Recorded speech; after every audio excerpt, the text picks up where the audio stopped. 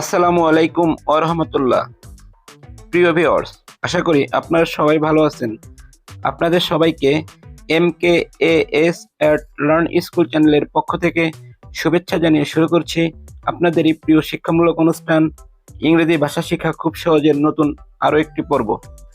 আপনারা যারা খুব সহজে এবং দ্রুত ইংরেজি ভাষা শিখতে চান, তাদের জন্য আমাদের আজকের এই ভিডিওটি খুবই গুরুত্বপূর্ণ। ইংরেজি ভাষায় কথা বলা শিখতে ভিডিওটি সম্পূর্ণ দেখতে থাকুন। প্রিয় ভিউয়ার্স, আজকের পর্বের প্রথম যে বাক্যটির ইংরেজি শিখব আমরা, সেই বাক্যটি হচ্ছে আমি এখন ভাত খাবো না, রুটি খাবো। আমরা ইংলিশ ভাষায় বলবো I will not eat rice now, I will eat bread. I will not eat rice now, I will eat bread. Bangla অর্থ হবে আমি এখন ভাত খাবো না, রুটি খাবো। প্রিয় ভিউয়ার্স, এই ইংলিশ সেন্টেন্স থেকে আমরা যে ওয়ার্ডগুলো পেলাম সেগুলো হচ্ছে not, it, rice, now, bread. এখন আমরা এই ইংলিশ ওয়ার্ডগুলোর বাংলা অর্থগুলো জেনে নিব। এখানে নট শব্দের অর্থ না, ইট শব্দের অর্থ খাওয়া, রাইস শব্দের অর্থ ভাত, নাও শব্দের অর্থ এখন, ব্রেড শব্দের অর্থ রুটি। I will not eat rice now, I will eat bread অর্থ আমি এখন ভাত খাবো না, রুটি খাবো। প্রিয় ভিউয়ার্স, এরপরে যে বাংলা বাক্যটির ইংলিশ শিখব, সেই বাংলা বাক্যটি হচ্ছে আমি এখন দোকানে যেতে পারবো না, বিদ্যালয়ে যাব। ভিউয়ার্স, আমরা ইংলিশ ভাষায় বলবো I can not go to the shop now, I will go to school. I cannot go to the shop now, I will go to school. Bangla অর্থ হবে আমি এখন দোকানে যেতে পারবো না, বিদ্যালয়ে যাব। প্রিয় ভিউয়ার্স, এই ইংলিশ সেন্টেন্স থেকে আমরা যে ওয়ার্ডগুলো পেলাম সেগুলো হচ্ছে can not, go, shop, now, school. এখন আমরা এই ইংলিশ ওয়ার্ডগুলোর বাংলা অর্থ জেনে নিব।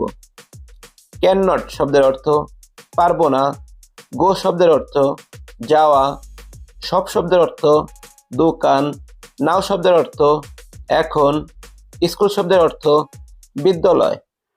I can not go to the shop now, I will go to school অর্থ আমি এখন দোকান যেতে পারবো না, বিদ্যালয়ে যাব।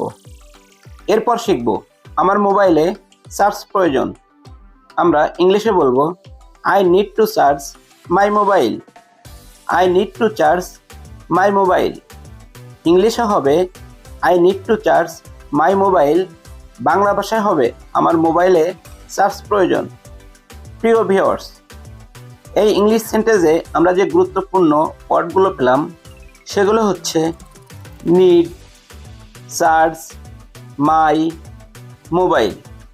এখন আমরা এই ইংলিশ ওয়ার্ডগুলোর বাংলা অর্থ জেনে নিব।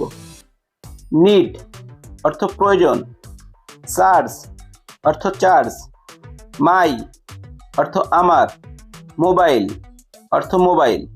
আমি আরও একবার বলছি, নিড অর্থ প্রয়োজন, চার্জ অর্থ চার্জ, মাই অর্থ আমার, মোবাইল অর্থ মোবাইল।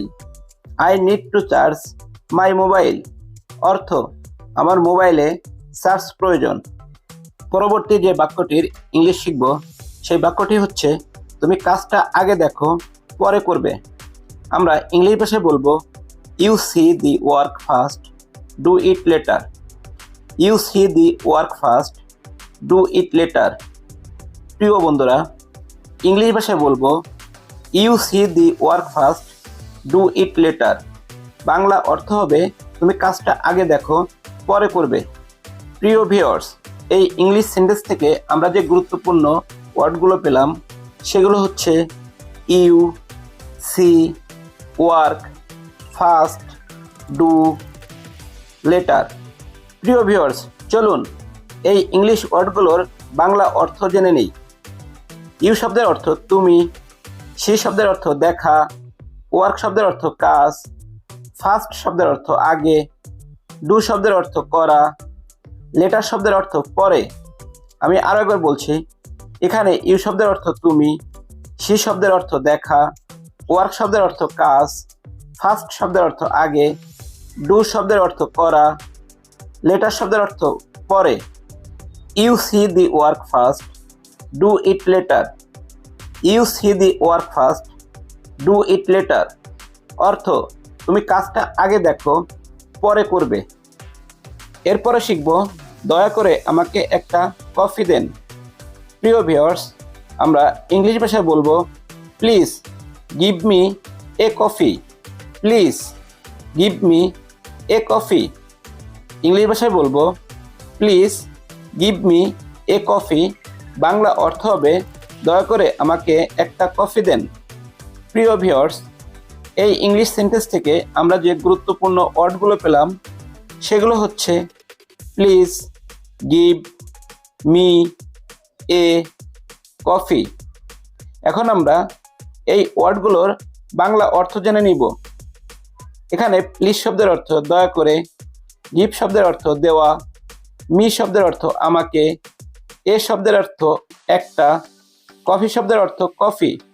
প্রিয় ভিউয়ার্স, আমি আরও একবার বলছি, প্লিজ শব্দের অর্থ দয়া করে, গিভ শব্দের অর্থ দেওয়া, মি শব্দের অর্থ আমাকে, এ শব্দের অর্থ একটা, কফি শব্দের অর্থ কফি।